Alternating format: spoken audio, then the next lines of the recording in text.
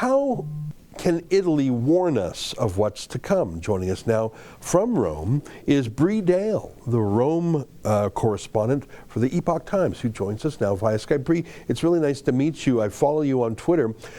This battle between the government and their green pass and millions of Italians is quite shocking to see. I mean, I'm talking about riot police putting their fire hoses on people. This is what you do to violent criminals, but they're really criminalizing millions of Italians, aren't they?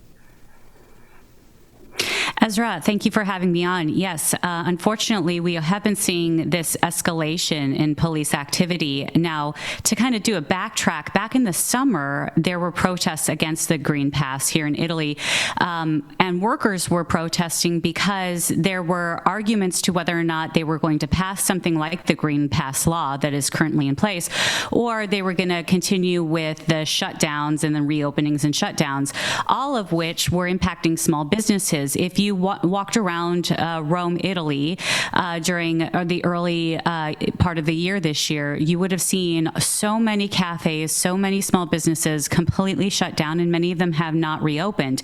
And now with this Green Pass law, and this was incremental. So first, in the earlier part of this month, in October, it was that we couldn't go into a restaurant, couldn't go into a gym without a Green Pass or the CDC card. We couldn't go into museums.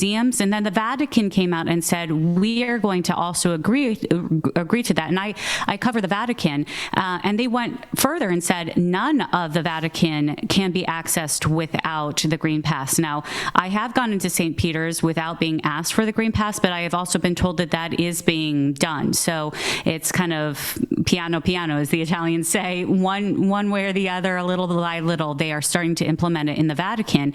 But what has been just overwhelming, and which has pushed Ezra, the people to protest, has been the implementation of having a Green Pass to work. So you cannot work now without having a Green Pass. And I should mention too, in Italy, it isn't just vaccination that you can get a Green Pass with. Every 42 hours, you can go and get the tampone, which is the nasal swab, to be tested, and you can also have a temporary Green Pass, Ezra. Okay, well, that's an interesting addendum, but it's still insane that the entire country is being locked down and run as some sort of biomedical security state. I can understand that from a government, even though I oppose it. But for the Vatican, I mean, I'm not Catholic myself, but I know a little bit about the story and the traditions, and I've read a little bit about Jesus. I mean, he was someone who did not say to the lepers, "Yuck, get away from me, you're unclean." He went to them and healed them. I mean, correct me if my recall of the Bible isn't accurate. The idea that the Pope... You're absolutely correct. Like, it's shocking to me, like, of all the people in the world, like, I think of Mother Teresa, who went to the lowest of the low, the dirtiest, the unhealthiest, and she did that by choice and on purpose, because that's where the need was the most. I can't even believe that the Vatican would be an extra powerful enforcer of this.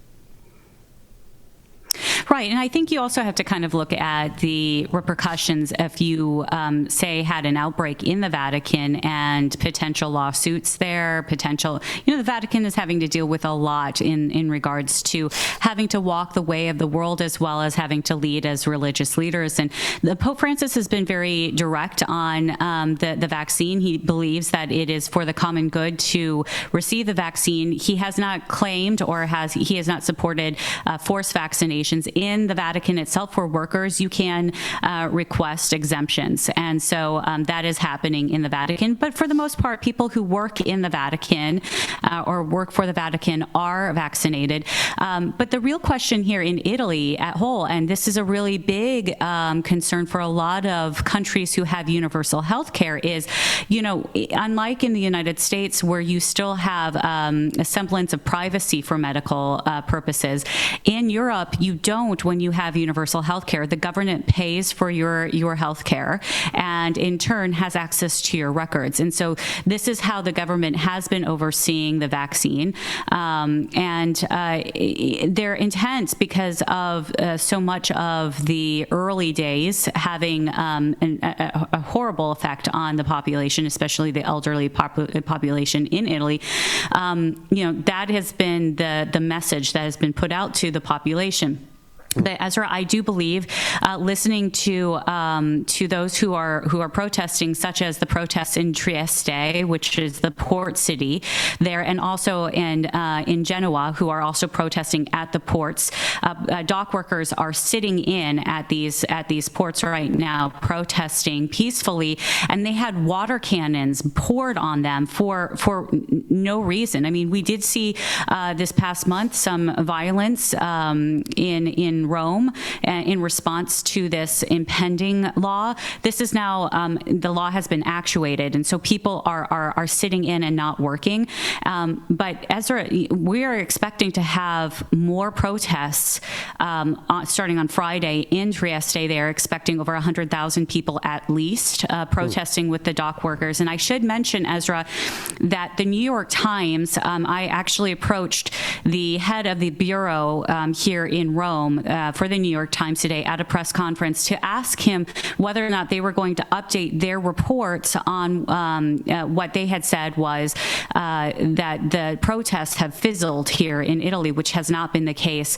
And he said no, they wouldn't, unless there was something in the way of violence or some big news out of there that, there's other things going on in the world. So there is what seems to be an concerted effort of those in the press to either ignore the ongoing protests or to claim opposite from what they are, including claiming that this is extreme right-wing anti-vax. These are both left and right people who are mostly blue-collar, simple people who want to work.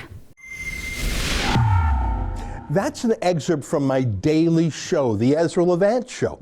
Every day I do a monologue on the news of the day, then I interview an interesting guest, and then I read my hate mail. You gotta subscribe. Go to rebelnews.com.